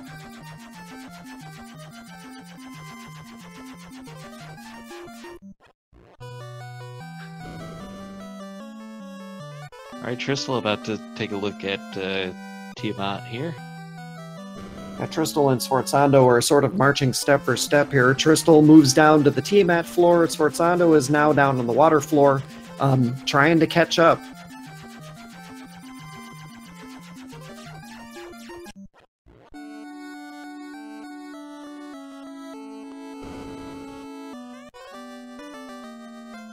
And Minochi's finally going to get his key. Then he's going to be able to go to the Earth Cave and get his last orb. So it looks like we're joined in the chat room by our first place finisher, Edgeworth. Edgeworth, GG to you. Congratulations. Thank you, Matt. So talk to us a little bit about how the seed developed. I got to tell you, chat kind of had a what the hell is going on moment when the canoe was found and everybody headed west. What do you think of these shuffled NPC seeds to start, and how did the seed develop for you? So I like the fact that there's extra diversity with the NPC shuffle and how the opening develops. It makes the routing, not as standard. The usual opening for standard FFR is look for TNT. If it's not there, it's in Marsh. But you have Canoe, and that opens up a whole lot of other options that you don't even need the TNT. I mean, I found it, I think, in Earth, but never actually cashed it in. Vampire had the TNT, actually. Yep. In a non-incentivized chest. It just happened to be there. The unincentivized, incentivized chest.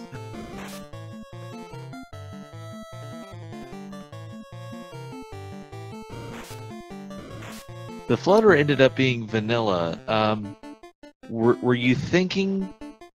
Did you give any thought to taking the ship to Ordeal first? No. So my plan was to finish them all off in sort of the incentive locations in the order that I was going. I know that I found the ship and I could have doubled back and gone to Provoca and then maybe Ordeals, but I wanted to check out Ice Cave since with the map edits you can do that pretty conveniently, and then go to Provoca afterwards. And Floater just meant the trip to Provoca was a lot easier. Correct me if I'm wrong, you did not see Wormek, correct? I did not. Okay. We had double sightings of him tonight, so apparently it was close. It was very possible. Yeah, I mean, I was surprised. I got, I think, about 8 encounters on the bridge, and none of them were Wormek, so, I mean, no complaints here. Tristal spamming Quake at Chaos. I love it. But it looks like his Chaos fight is going pretty well here. There's the Masa, 6 hits for 286 damage.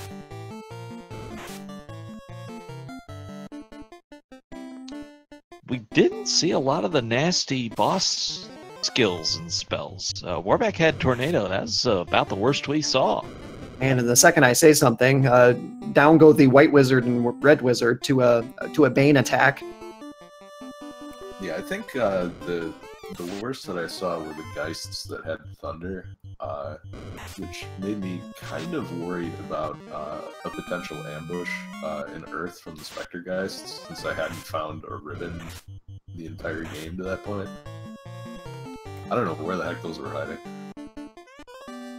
And there goes Tristal swinging and connecting with Chaos and taking him down with an SRL time of 1 hour, 38 minutes, 44 seconds. GG to Tristal. And we see Sforzando now right behind him, just as he has been for a good portion of the last 10-20 minutes.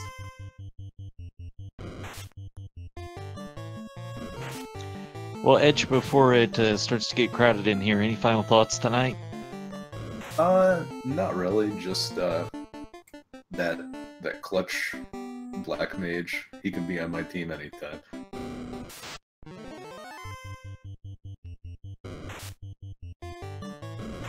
All right. Well, again, GG to you, and thanks for a great one tonight. Looks like we got Sforzando in here now. So I think I get Slag Kill credit. You know, we haven't actually seen it yet. Oh, But yes, there it is. There it is. Ooh, there it is. Thank you. Thank you. Yes, definitely a swag kill. So GG's to both Tristal and Sforzando on your second and third place finishes, very close to each other, and to be completely honest, the two of you were right neck and neck with each other for at least the last 15 minutes of this seed, sort of trading the advantage back and forth. So congratulations to the both of you. Yeah, I did not. I guess I just did not realize, or I don't know, maybe it was dumb luck. Who knows? But that all the fetch turn-ins were vanilla. Because I had Crown pretty early, I had Slab in like the middle section, and if I had realized that Fetch was vanilla, I would have probably went and turned them all in instead of going after like a Deep Sea or whatever. It was interesting. It took Tristal a little longer to find the crown, but then he did get it after completing Sky. Are you with us now, Tristal? Oh yeah, I'm here. Yeah, that was my biggest mistake, was thinking that the Ordeals incentive could have had like Ruby or something in it. I didn't think in my head that it was almost guaranteed to be Crown, I think, at that point. Yeah, and that's where I was used to playing some of these NPC shuffles where the NPC fetch quest givers give throwaway items. So when I got the crown, I was like, well, crap, that isn't going to give me anything, and so I moved on. So, Tristal, I have questions for you. I do know that you have not run a whole lot of these. And so what kind of goes through your mind when you get back to Caneria and the king gives you a canoe instead of the bridge? Well, I was aware of the map changes, so I knew if Temple of Fiends didn't give me a bridge or something like that, I can go to Dwarf Cave and go through the canal and do all that stuff, and that, you know, the canoe kind of opens up pretty much the entire world at that point. So, you know, it was just a matter of, I want to make sure that I'm going to be high enough level to do things, and at the time I wasn't really high enough level to handle Marsh Cave, which luckily was skippable, so that ended up working out for me. But I just wanted to get into a position where I could handle Volcano and Ice sanely. You were the only runner to do the Peninsula Power notice tonight. I mean, yeah, it makes sense to just go to Crescent instead if you want to do that way. But I was kind of just... I wanted to swing up to Provoca and pick up Matoya's Cave anyway. Yeah, I was hoping Provoca had a little bit better selection in the item shop there, but, you know, houses are still good. Real quick, one of the edits we didn't get a chance to talk about, but it just flashed by on Minochi's screen, is now in place of the canal is a bridge. So you're still able to walk over it, preventing soft lock possibilities, and you're still able to sail the ship through it, so it still keeps that normal behavior. But that's one of the newer changes they've made with the map edits, and much for the better in my opinion. Our dev team has done a lot of hard work to get this up to the point it is, and they all deserve a lot of appreciation for it. They really do. They've taken a lot of care and a lot of steps to make sure that soft locks aren't going to be possible with these new shuffled NPC items being given out. Sforzando, a question for you. When you find yourself getting an early canoe and routing westward around the continent, how do you decide when it is that you're going to go back over into Provoca? Because it does feel like it's such a long way to go that way around, but the magic is important. And so is that always sort of your end goal as you're heading that way around the continent? I think it's a little bit of a tough call because it depends on kind of how the magic shakes out, because we just had really lit 2 at level 1, and so it was kind of important to see what was at 3 and 4, and that's kind of why you saw me farm up to 5 to get Fade on White Mage, because I think it's really difficult to get across the river, especially at that distance. You'll either need a ton of camping items, which I really didn't grab a whole lot, but I feel like I grabbed enough, or you're going to need a lot of powerful spells, maybe a combination of the two, because not only is that a long way, but it's a long way by river, and things like hydras and stuff like that can be pretty tough. But I feel like with the one key item that you get from the pirates and the level 2 magic, I feel like that's worth it before taking any dives. I guess the only reason that wouldn't matter is if you had like maybe Nuke or Fade at 1, in which you could take on a volcano or an ice incredibly early. But if I don't feel like I'm in a position to take a good dungeon, I'll probably work my way up to Provoca and see what's up there. First time we kind of had this the unrunnable formation shuffle in play. What did that impact, if anything, for you tonight? as we watch Manachi deal with one now. I think it was definitely interesting to see, like, especially the fight with the Chimera and Chimera. That one was a little more of a pain in the butt, because I didn't kind of want to burn resources. I was a little worried when I saw the Badmen, the 9 formation Badmen were unrunnable. I was afraid I was going to get that one more than once. But it definitely felt like it was a smoother run for Temple of Fiends. I suppose that's going to vary from seed to seed, but Temple of Fiends felt very smooth to run through. Like, all the unrunnables ended up shuffling out of the dungeon, with maybe the exception of the Chimera Chimera fight and the Badmen. Yeah, I didn't see anything else. The Warmech experience grind, though, that worked out just like you drew it up, right? I mean, that was a surprising amount of experience, but yeah, I was getting pretty worried for a second.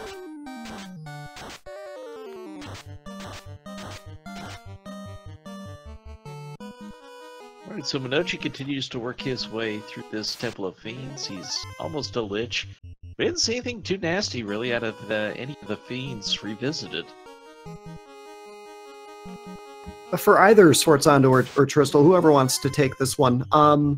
So the speed of the game has been sped up just a touch bit more again, as we're watching Minochi cast some magic.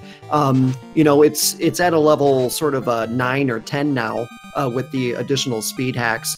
Do you feel like over the course of an hour and a half game that will change the way people play at all? Will you find people take more magic as instead of perhaps thieves, where they might have been a little more useful running? I mean, I'm already noticing changes in my own play. I used to really not like heal staff or heal helmet, or just a lot of using the magic items, even just like a black shirt, can take a while. But now that it's about half the time to use it, it kind of changes the balance on whether it's worth it or not inside a battle. And additionally, I would probably just take more battles in general, since they take less time now compared to wandering the map. So yeah, definitely some changes along with that. Yeah, that's going to be a pretty big ditto for me because I think where I would have normally at this experience bonus level would have considered killing one of my 3 party members. I had just enough good magic to kind of keep them afloat, and then just the sheer speed of killing on the spells is what made even taking like Karib fights early as I'm sailing down the river, it made that much more valuable. I don't know in the long term what the long-term future holds, but it definitely seems like taking more fights is kind of a wash on, compared to the old, just running from everything. It might make 4-person parties viable, and who knows, it might make 3-person parties even better. Who knows?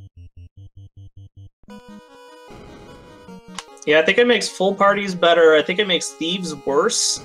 Like they needed to get worse. Yeah, definitely needs more testing, but certainly some balance changes inherent here. So, Tristal, this one to be a little more specific for you. We were obviously supposed to do the first of the championship games tonight, but we'll wish Artea a speedy recovery instead. What is your thoughts going into the next matchup, which, correct me if I'm wrong, is the Monster Hunter? Yeah, Monster Hunter's on Wednesday. I have not yet practiced it. I'm sort of just gonna play it by ear, I think. I know where all the enemies can be found in the zones for the most part, so I'm not trying to route it out in advance or anything like that, but there's a few enemies that you're usually obligated to fight in various places, so you sort of just set those aside and go after the ones where you have to go out of your way to try and find some, like an iguana type or something like that sometimes. You'll have to step on the Agama tile for sure, whereas sometimes you might want to skip doing any grinding.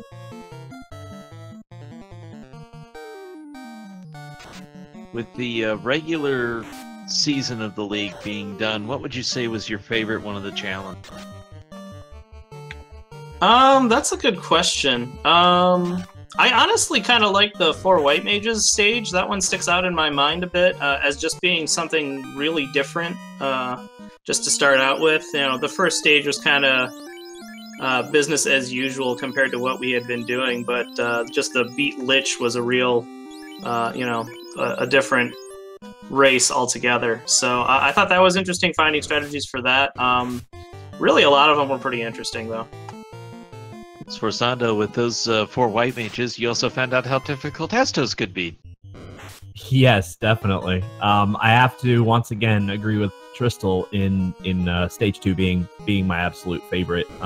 It gave me a new appreciation for not only how White Mages work, but it really taught me the importance of knowing the encounter table and what your step count is to try and avoid key fights. Alright, here we have Minochi about to do battle with this fiendish fiend.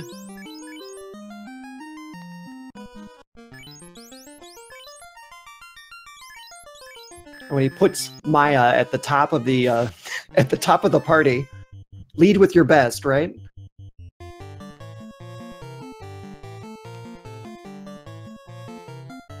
I don't know what to say to that one. So we didn't see Chaos come out with any particular nasty skills. In fact, we really avoided a lot of them along the way. About the only thing rough with him was he had semi-high absorb, but yeah, as far as all of the fiends, though, we saw Tornado out of Warmech, and that was pretty well the worst.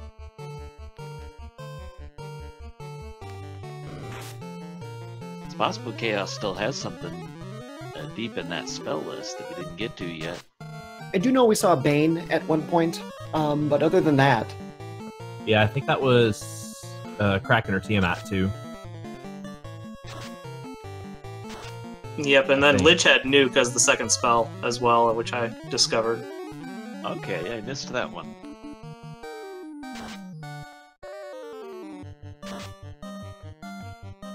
I did go back to Caneria, or to Provoca to pick up life for my knight, but I ended up not needing it. Better to have it, not need it. Yeah, absolutely. Do you know if anyone found Life 2? I have to imagine it had to be level 8. It had to be 8 because I skipped 8. Same with Temper. I think Temper had to be 8. Yep, I agree. Yeah, we didn't get a check of any of the 8 shops that I saw, which I thought would have been worth it with Life 2 on the table, person, because you only need 1 cast. Temper was 8 in Gaia. I didn't check the Fen, so that's where I'm assuming Life 2 was. I guess just the unfortunate way of speed racing in this environment is typically you don't have the levels to be able to cast level 8, and so a lot of times it just gets skipped.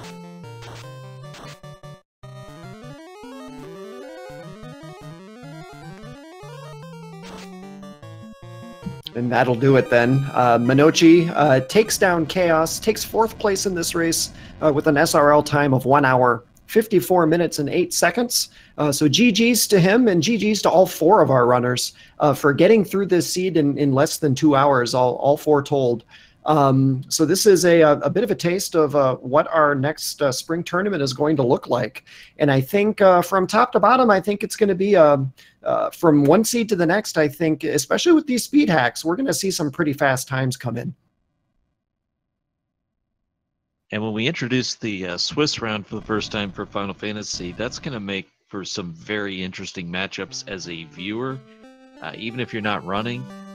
The general idea is you're going to get more and more matched as you go along, so your undefeateds are going to be playing each other throughout. So you'll have 1-0 people playing 1-0 people, and that ends up creating some very fantastic matchups in the middle.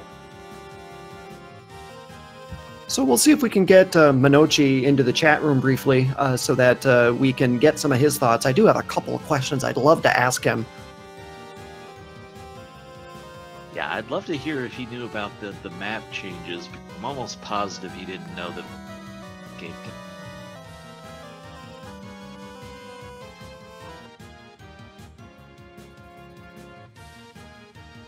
And that's just one of those things, you don't know it till you know it.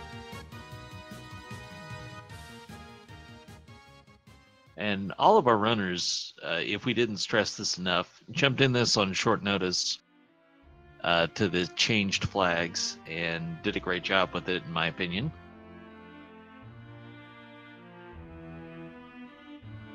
And so while we're trying to go ahead and put a bow on this one, Sforzando, Tristel, any final thoughts from you?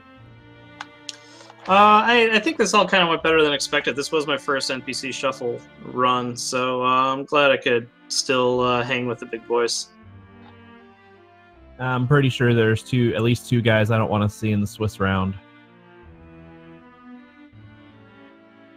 That's okay, Sforzando. You can play me instead. Not about you too.